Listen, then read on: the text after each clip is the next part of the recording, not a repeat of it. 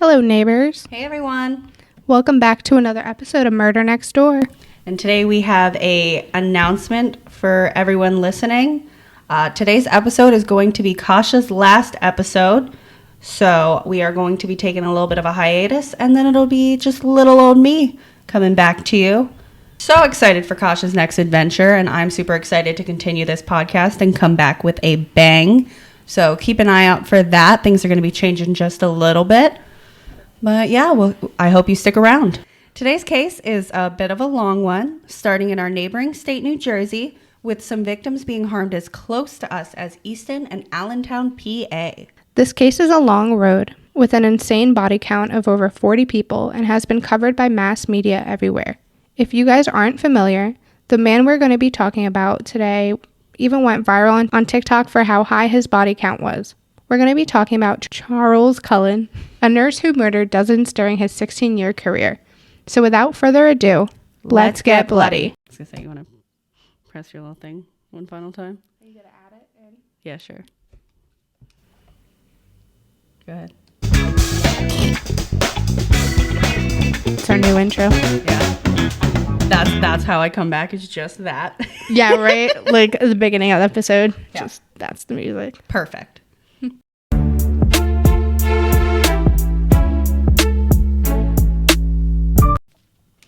Our case starts with the usual biography, so we can get to know our soon-to-be murderer, Charles Cullen, a little better. Born on February 22nd, 1960, in West Orange, New Jersey, Cullen's parents, Edmund and Florence, were the usual working middle-class Catholics of that time period. Charles Cullen was the youngest of 8 children that those two had before Edmund's untimely death when Cullen was only 7 months old in September of 1960. Florence, his mother, was originally from England but was emigrated to the U.S. during World War II because she was a war bride, which just meant she married military personnel and got to come to the U.S. because of it, essentially. Cullen loved his mom very much, and she was one of the only reprieves from what he would describe as a devastating childhood. He was consistently bullied by fellow schoolmates and most of his older sister's boyfriends, leading him to attempt suicide at the very young age of 9 years old. Wow, that is very young. Mm-hmm. If he hadn't become who he did, I would feel a little more bad for him. The hardships wouldn't stop for Cullen anytime soon. In December of 1977, when Cullen was a senior in high school, his mother died due to injuries from a fatal car crash. He was absolutely devastated when he found out, but even worse was the way he found out. Reports say that Cullen wasn't even told of his mother's death right away, and that they cremated her body without the family's permission instead of returning it back to them. Which is just terrible. But for those who might not know, being the Catholics that they were, this was even worse for Cullen's family, as they'd grown up being taught that cremation was a big no-no for Catholics, as they believed it would stop the body from its resurrection. Granted, the Catholic Vatican lifted that ban shortly after Cullen was born. It still was a very unpopular and frowned upon practice with older Catholics. But back to our 17-year-old Cullen. As distraught as he was, he moved forward in his life. He graduated the following year in 1978 and enlisted in the U.S. Navy. Oddly enough, he passed his basic training and all his psychological exams with flying colors, so he was stationed on the USS Woodrow Wilson, which was a ballistic missile submarine. With his marks, he rose to petty officer quite quickly and became a crucial part of the team who operated the missiles on the sub. However, his bad social luck continued, and he was constantly being bullied and even hazed by his crewmates. And maybe the stress started to get to him because at one point during his service on the USS Wilson, he was found in a full surgical getup, like scrubs, masks, gloves, etc., just sitting at the missile control center instead of in his uniform. Concerned about the pressure he was under, he was reassigned by his head officers to the USS Canopus with a lower pressure job where he helped store and repair missiles instead of operating them. Cullen, however, did not take this reassignment well and attempted suicide a second time while on the USS Canopus, causing him to be admitted to the Navy's psych ward where he became a frequent flyer in and out of the facility for a few years before ultimately being discharged from the Navy in 1984 for undisclosed reasons. Yeah, undisclosed. Not like this guy had some issues with mental health or anything. No, what are you talking about? He's perfectly sound. Passed all of his psychological exams, remember? Which is why we're talking about him today. Oh, yeah. Despite his misfortunes socially, Cullen did end up meeting his soon-to-be wife, Adrienne Baum, in 1987, and he ended up marrying her that same year, as well as having 2 daughters together. Their marriage lasted a whole 6 years before his behaviors would become too much for her.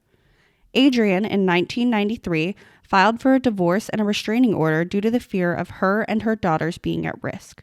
She describes Cullen as abusive to the family dogs, intimidating to his daughters by doing things like burning their books in front of them, and neglectful, as he even once left the children with a babysitter for a whole week.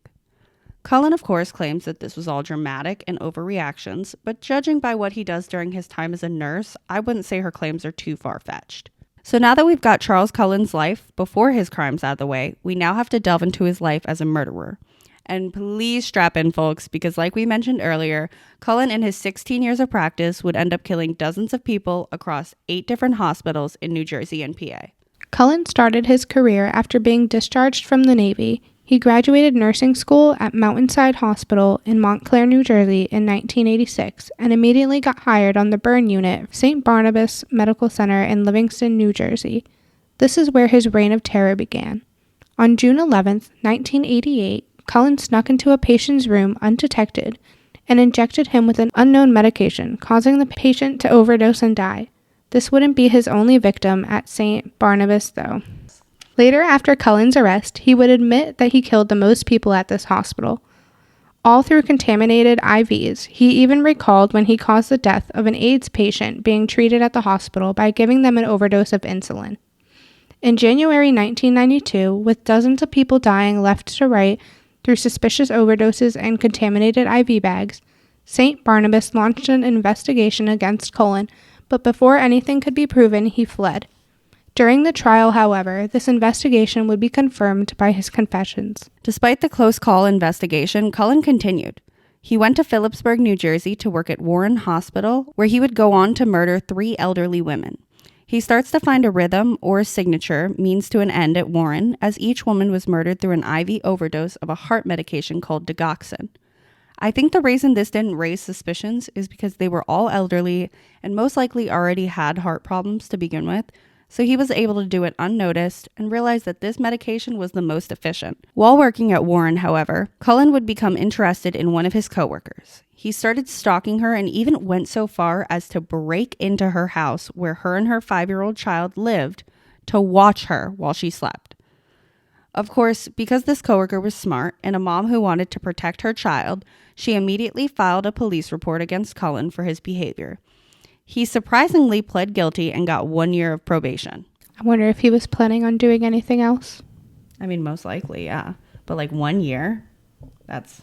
And it's only probation, too. It's not not jail time. It's terrible. And I guess Cullen thought so too, because the day after his arrest, he would attempt suicide once again, but he was unsuccessful.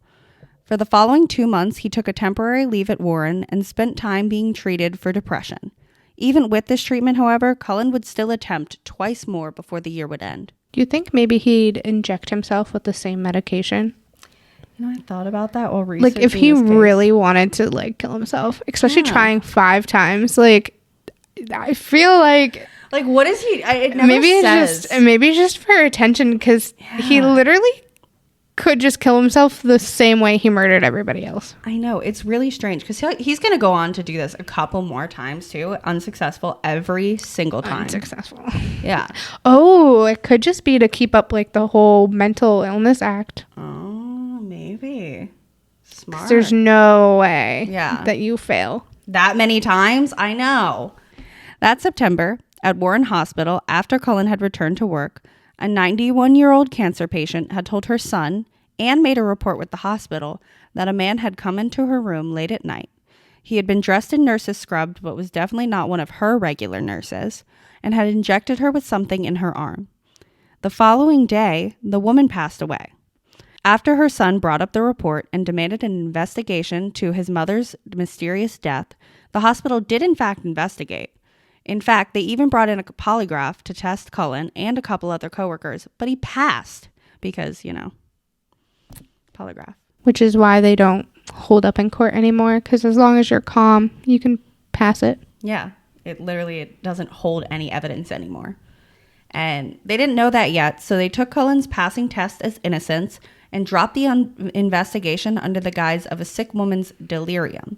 Cullen continued work at Warren Hospital until the spring of the following year. In the spring, he transferred to the intensive care unit, or the ICU, at Hunterdon Medical Center in Flemington, New Jersey, where he would remain for 3 years.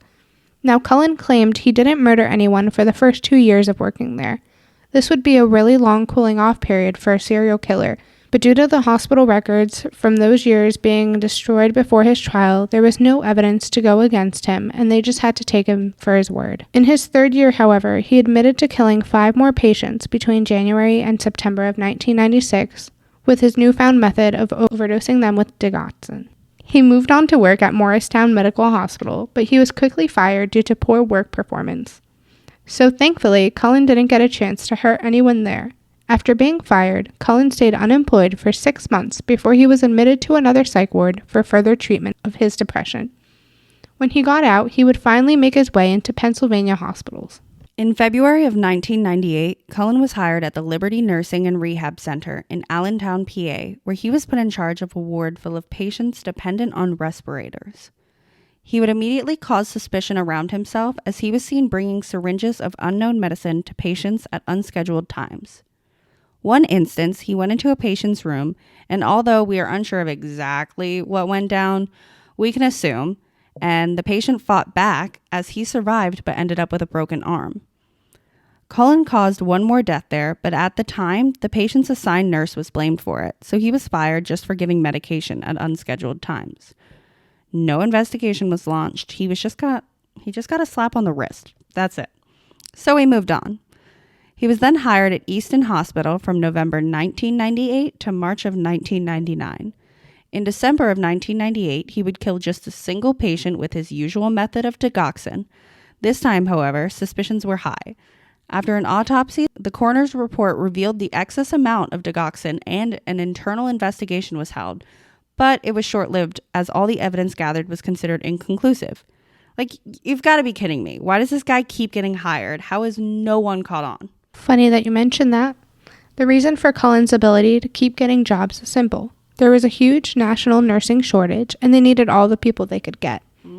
Not to mention, a lot of hospitals were too worried about the liability lawsuits, so even if they did have their concerns, they weren't about to admit having any involvement. It would destroy their hospitals.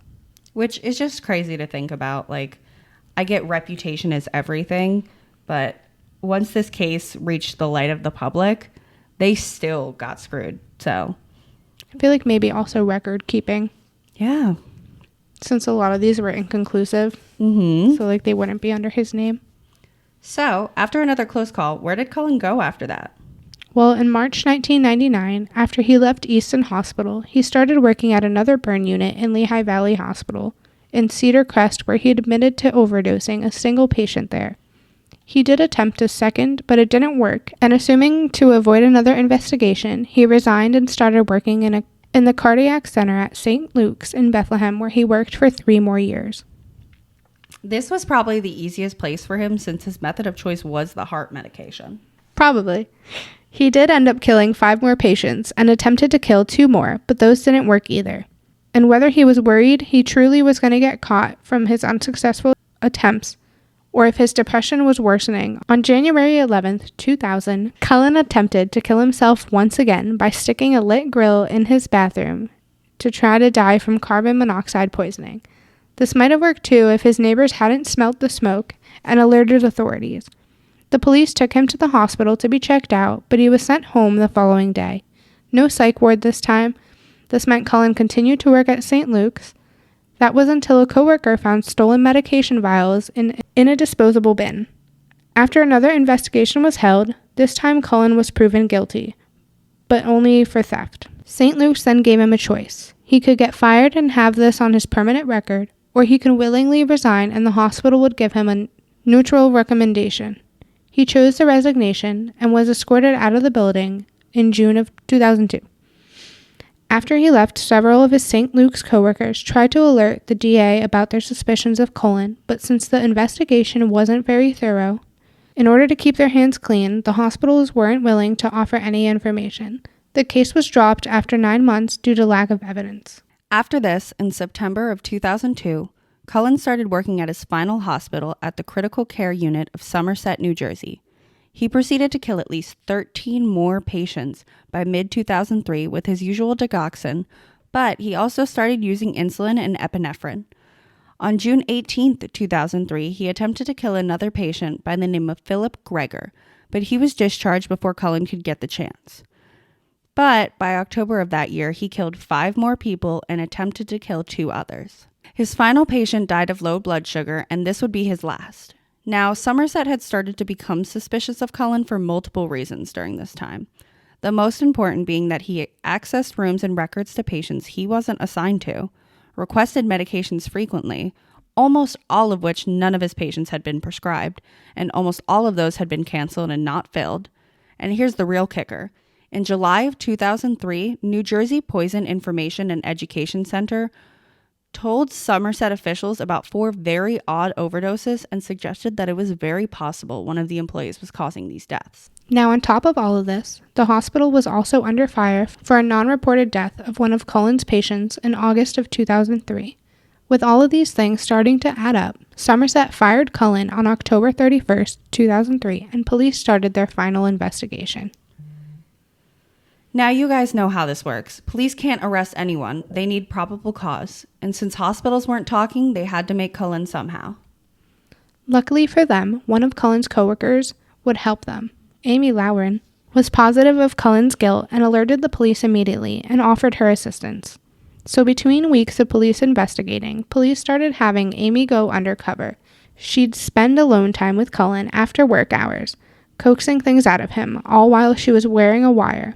And after multiple sessions of fake flirting and the evidence the police had managed to get, they had everything they needed and an arrest could be made. On December 12, 2003, Charles Cullen was arrested while sitting down enjoying a meal at a local restaurant for 1 count of murder and another count of attempted murder. And on the night of December 14th, after 2 days of constant interrogation and sitting in a cold cell, Cullen agreed to a plea deal. He'd cooperate under one condition: no death penalty. Which, for someone who attempted suicide so many times, I find it surprising that he was willing to work with them, just in order to avoid death. Maybe they were all fake. Maybe. Because, a grill in your bathroom. I know. See, carbon monoxide was really popular back then, but it was but with a car. Yeah, lock yourself in the garage. Or maybe he just didn't want to get a taste of his own medicine, since lethal injection was his method of choice. Maybe he's like, oh God, I don't want, what I did to other people to happen to me. Then I have to feel that. True, but I think the one that they give just kind of puts you to sleep and then you die. Oh. I feel like the other ones are kind of like you have a painful, heart attack. yeah. Mm-hmm. But we'll never know. I know. So that day, he admitted to homicide detectives Dan Baldwin and Tim Braun that he did in fact murder Florian Gao and attempted to murder Jin Kyang Han, the 2 Somerset patients they had arrested him for. But that wouldn't be all Cullen admitted to. They needed his full cooperation after all. He proceeded to tell the detectives of all his murders, at least over 40 during his time as a nurse. In April 2004, he pled guilty in New Jersey court to killing 13 people and attempting 2 others through his lethal injections and overdoses while he was employed at Somerset. And the convictions and confessions just kept going. A month after the first confession, he pleaded guilty to 3 more patients in New Jersey, and in November of 2004, he appeared in Allentown court as well to plead guilty for killing 6 more patients and trying to kill 3 others in Pennsylvania. He had to be restrained frequently during his trial for frequent interruptions and complaints.